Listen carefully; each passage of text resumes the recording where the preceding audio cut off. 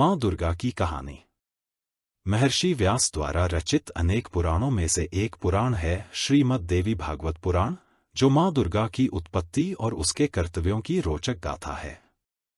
इसमें बताया गया है कि एक समय सृष्टि पर महिषासुर नाम का एक राक्षस था, जिसका आधा शरीर असुर जैसा और आधा मैंस जैसा था।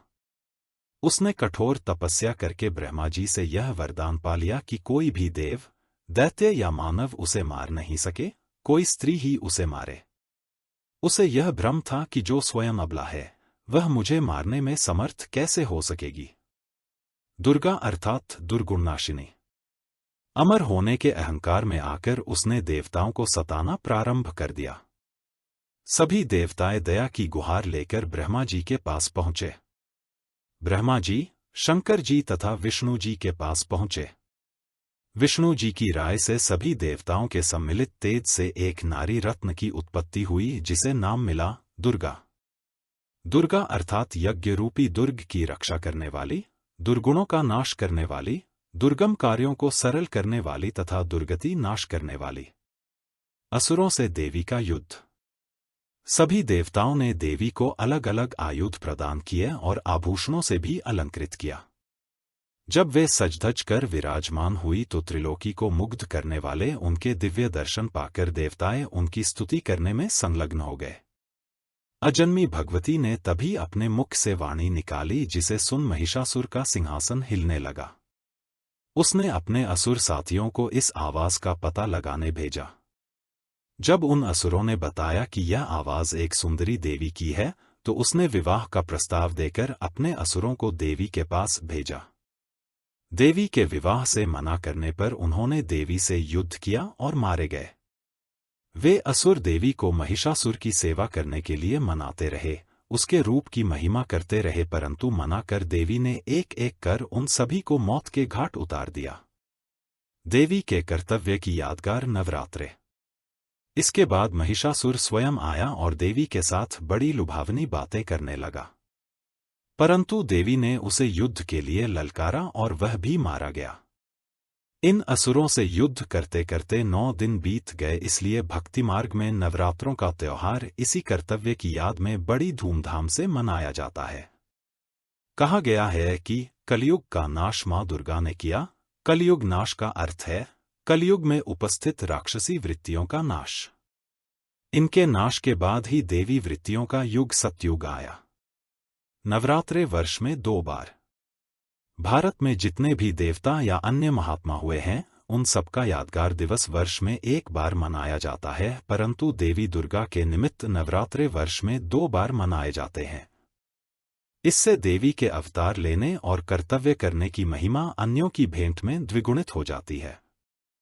साल में 2 बार आने वाले नवरात्रे हमें प्रेरित और जागरूक करते हैं कि सृष्टि की रक्षक, पालक और मार्गदर्शक माँ के बारे में हम अधिक से अधिक जानें, उनके गुण और कर्तव्यों को पहचानें, उनका अनुकरण करते हुए आसुरी वृत्तियों का नाश करें। कुमारी भी और सुहागिन भी कैसे? वास्तव में एक ऐसी अलौकिक माँ दुर्गा को क्या हम जानते हैं? उनके बारे में कितना जानते हैं? वे कौमार्य व्रतधारी हैं, अखंड ब्रह्मचारिणी हैं, किसी भी आसुरी वृत्ति दृष्टि के वार से सर्वथा अछूती हैं।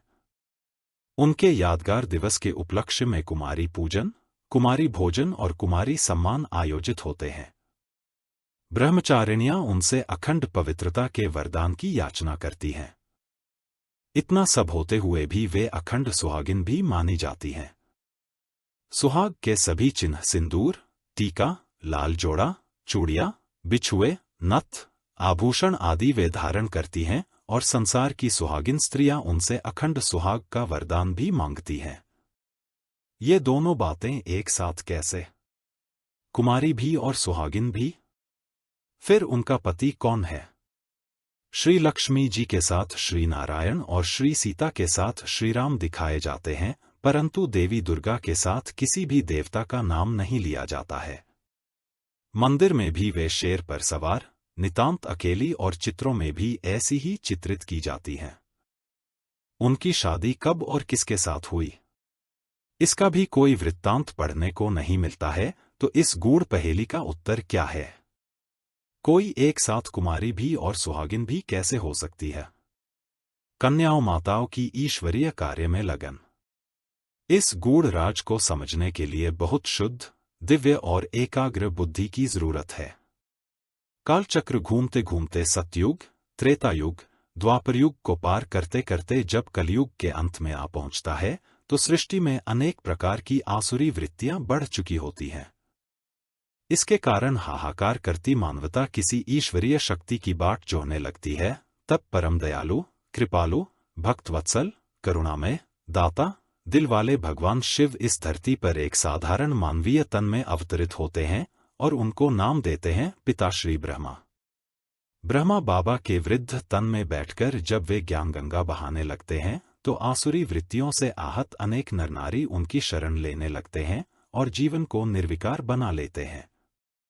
उनमें भी माताएं और कन्याएं अधिक लगन से इस कार्य में संलग्न हो जाती हैं।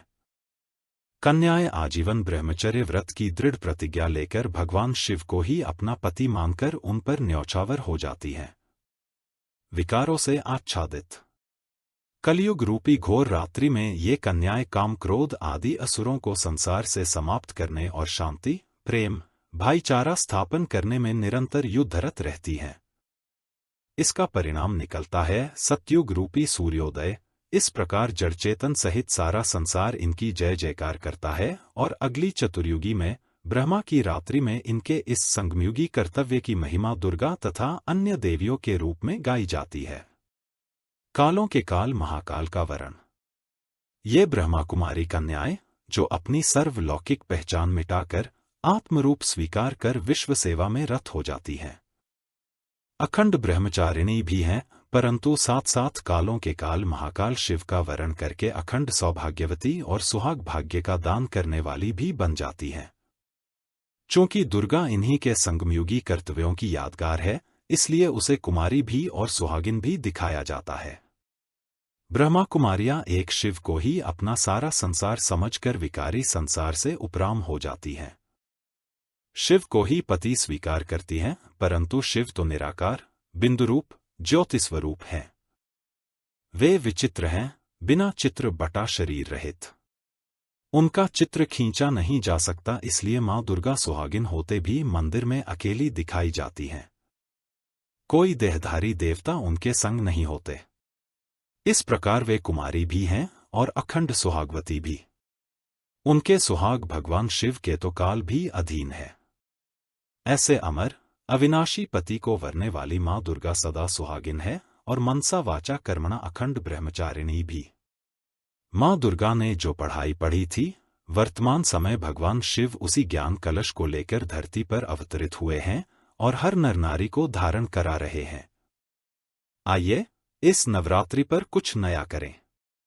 याचना प्रार्थनाएं तो बहुत जन्म कर लीं, अब ज्ञान कलश धारण कर याचना प्रार्थनाओं से ऊंचे उठकर जग की यातना मिटाने के लिए कटिबद्ध हों।